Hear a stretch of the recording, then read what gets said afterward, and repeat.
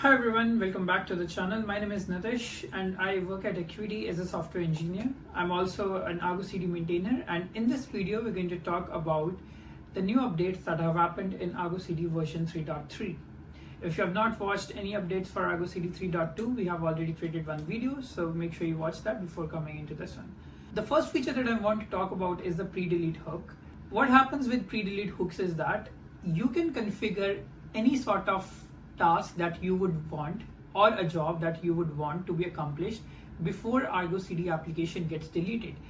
How people used to do this thing exactly before pre-delete hook was even eventually added in the project was they used to write some sort of custom scripts or maybe try to add some finalizers in order to make sure a certain job could be done only and only once that job has been done successfully, the Argo CD application deletion will be completed.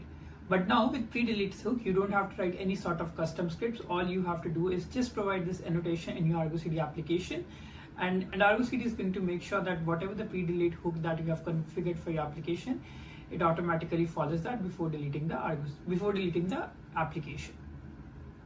The next feature that I want to talk about is the OIDC background refresh token. Now, a lot of users have eventually reported this bug that whenever they try to integrate Argo CD with key log example, they were automatically getting logged out every 5 minutes. The main reason that was happening behind this was because Argo CD was not able to refresh those tokens again and again. That is the reason why they were getting logged out every 5 minutes. Now, in 3.3, this has been completely resolved. This means that Argo CD is automatically refreshing your tokens with your OIDC provider. The third feature that I want to talk about is that the cluster resource list now supports the resource names.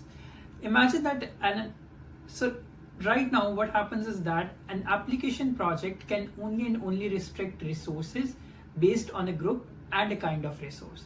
With resource names, now you can restrict the resources based on the resource name as well. For example, let's say you want your app project to only focus on CRD1 and CRD2. Without the resource name, Argo CD application project is automatically going to restrict all the CRDs that are present in a specific namespace. With resource names, you can specify the names of the CRDs that you want your Argo CD app project to only and only restrict this app project to. The fourth feature that I want to talk about is the shallow clone feature.